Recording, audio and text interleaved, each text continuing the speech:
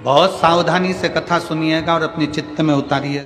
शिव महापुराण की कथा जिसके घर में चल रही है, जिसके टीवियों पर चल रही है, जिसके फेसबुक यूट्यूब पर चल रही है, जिसके मोबाइलों में चल रही है, घर में भले 5 मिनट शिव महापुराण की कथा चले, पर प्रतिदिन अपने मोबाइल को चालू कर 5 मिनट शिव पुराण चालू कर छोड़ दिया।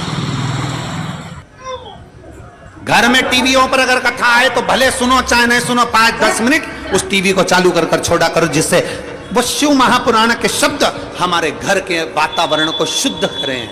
मंदोदरी धर्म पत्र गया मंदोदरी के हाथ, मंदोदरी दौड़ के रावण के पास पहुंची।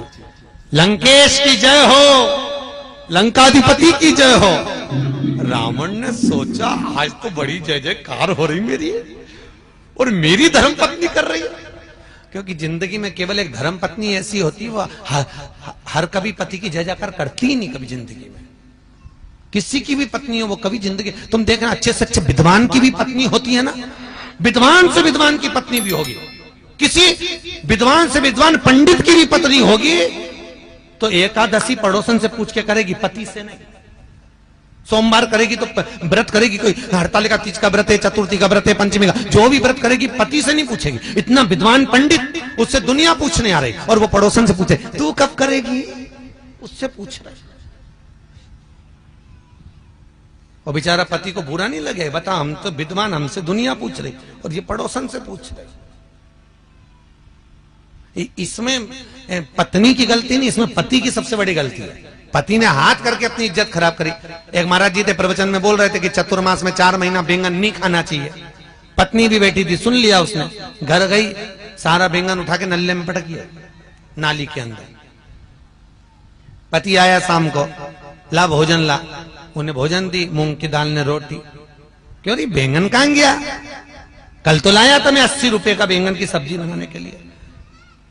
पत्नी बोली तुम ही तो बोले थे प्रवचन में, कथा में, कि 4 महीना चतुर्मास में बैंगन नहीं खाना चाहिए। मैं उठा के सब फेंके घोड़ा पे। पति सिर पे हाथ रख के बोला, अरे ओ भाग्यवान, चौकी की कथा चूल्हे में क्यों लाई। अब खुद ही काम बिगाड़ते, खुद ही बता क्यों। मंदोदरी ने कहा, स्वामी आपने कभी ब्राह्मण कर्म नहीं करा।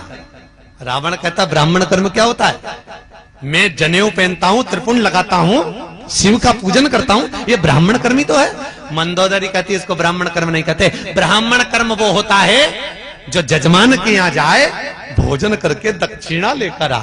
रावण कहता मेरे जैसे दशानंद को कौन भोजन कराएगा। मंदोदरी के फालतू की बात छोड़ो, ऐसे बहुत सारे पड़े जो तुम्हें भोजन कराने को तैयार, तुम जाओगे। रावण कहने लगा अगर कोई अच्छा विद्वान मेरे को जिमाना चाहता चले जाऊंगा। जाओगे, पक्का बोलो। जाऊंगा, जाओ। राजा दशरथ ने बुलाया।